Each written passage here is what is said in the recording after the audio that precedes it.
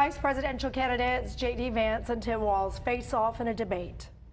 When our allies see Donald Trump turn towards Vladimir Putin, turn towards North Korea, when we start to see that type of fickleness around holding the coalitions together, we will stay committed. We have to remember that as much as Governor Walz just accused Donald Trump of being an agent of chaos, Donald Trump actually delivered stability in the world, and he did it by establishing effective deterrence. People were afraid of stepping out of line. Fox 5 political analyst Stephen Goggin joins us now. Good morning once again. Professor, thanks for being here. Okay, so I wanted to ask you what the polls are now saying this morning about who won and who you thought had the advantage last night. Sure. So the first polls after the debate among people who watched the debate show pretty close to a tie, right? It depends on exactly which poll you look at. I think some of the most lopsided are 60-40 or so. And again, these are people who watched the debate. One of the great ironies of political debates, particularly vice presidential debates, is that they generally attract less interest, and the people who are engaged and watching them are the people who are less likely to change their minds. That actually the people who are most likely to change their minds are the people not watching this, but instead watching, the Padres game or something else on television that evening. And so the impact of this, we'll see, there were a number of moments that stood out, but kind of the thing that stood out to me was how kind of normal the debate looked in terms of, a normal debate in abnormal times, and not necessarily to kind of normalize some of the more extreme policies that voter perceptions might have of these. But it looked normal if you turned down the volume and just had it on in the background. And this kind of serves as a stark contrast to a lot of other things we've seen in the past decade. And so that in and of itself, I think, might be a little bit impactful in people's minds and thinking about kind of what didn't come out of this debate between the clash of the candidates. As the candidates are waking up this morning and meeting with their teams, the conversations that they're having, do you think we met our goal and we did what we were supposed to do on both sides?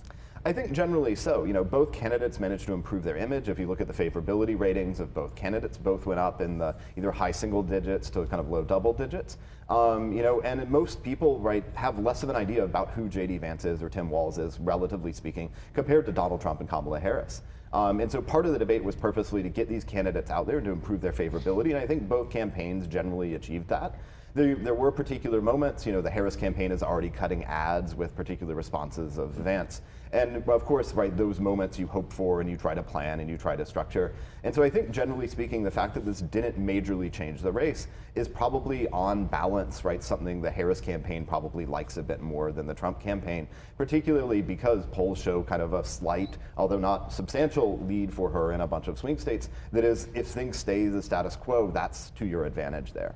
It seemed like this was, like you said, more normal. There were handshakes. It was cordial at the beginning. It was cordial at the end. It was cordial during. More substantive actions. They were talking about the actual topics, whether the answers were what you wanted or not, but they actually addressed some of the issues. Did they do enough to address the big issues, the economy, immigration, et cetera, the things that concern people the most? Generally speaking, yeah, you can fit a lot in when candidates kind of stay on topic like this in that 90-minute debate, and they covered a lot of ground from domestic to foreign policy, many other things. I wouldn't say there was any big new kind of policy revelations. It was interesting to see kind of vice presidential candidate debates are always a little bit weird because they're obviously running on the ticket, but they're there to promote someone else, both of whom have records as president and vice president respectively. And so there's a lot of kind of weird kind of sidestepping about saying what you think, but also what the other person thinks. And in particular trying to emphasize that, which can lead to some awkward situations where you might have a slightly different policy preference than the candidate you're running with. But by and large, this normalcy, I think, kind of will be the takeaway from the debate that people will discuss in the coming days and weeks as we kind of rush towards the finish line of this election. It'll probably be the last debate that we see until, it was interesting. I was thinking about this yesterday when you say that the vice presidential debates usually don't have an impact, but given what we're seeing right now in this current election, who you choose as a vice president does have an impact and could have an impact on the election.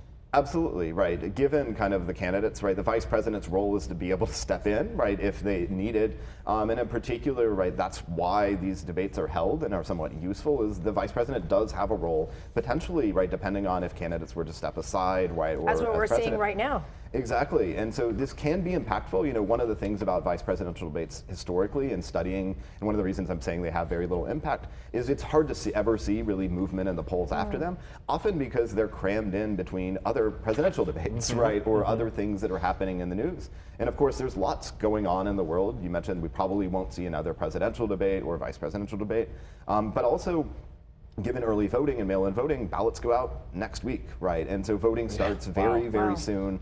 And so the time for candidates, right, the candidates to press their message, right, as already the clock is ticking, right, in getting votes and getting support. The moderators have been in the spotlight for a lot of these debates lately. How do you think that went yesterday? Because there was a time, I spotted one time where one of the moderators said, well, the Haitian folks in Springfield have legal status. And J.D. Vance immediately kind of said, I thought you weren't going to fact check. Right, yeah, so, you know, it's moderating a debate, particularly in the realm, right, where people might be saying misstatements, right, or for lack of a better word, lying, right, about particular characterizations of policy. It can be a tightrope to walk because obviously there are, you know, things that are true and things that are untrue, but there's a lot of muddy ground in between that, and where you decide as a moderator to step into that often can vary, and we saw some awkward moments last night. Obviously, fact checks of the clear, kind of more clear lies, whether it's the one you mentioned, right, or you know Trump saving Obamacare, or the ACA, or other things, and statements like that were made on the stage. But in fact, you know, did Tim Walz do enough, in your opinion, to kind of, because they said they were going to leave it to the candidates themselves to fact check each other. Did that happen enough on either side? It seemed like there was some times where Tim Walz could have jumped in and fact checked. He didn't. And I think J.D. Vance maybe did that a little more. He was like the more, let's call it polished, if you will, of the debaters. Yeah, I mean, you know, he could have done more of that. You know, part of it is you don't want to appear too aggressive, right, in talking over and cutting off the other candidate. But there were places where he surely could have stepped in more. There was other stuff kind of left on the table in those particular circumstances. But at the same time, you know, the kind of the exchanges I think were most meaningful last night were actually between the candidates when they were sparring with each other, when they were responding to it, rather than right between the kind of the little bits of last words that the moderators were trying to get in to either provide additional context or clarify the comments made by the candidate. It was good. It was fun. It was good to watch. I watched the Padres game first. Sure. And I recorded this, and then I watched that after. Of course, yeah. Well, given obviously the Braves, right, as Georgia swing state, right, as this might have, the Padres series might be a little bit impactful in this there. Stephen Goggin, always a pleasure. Thank you so much for the insight. Thanks so much.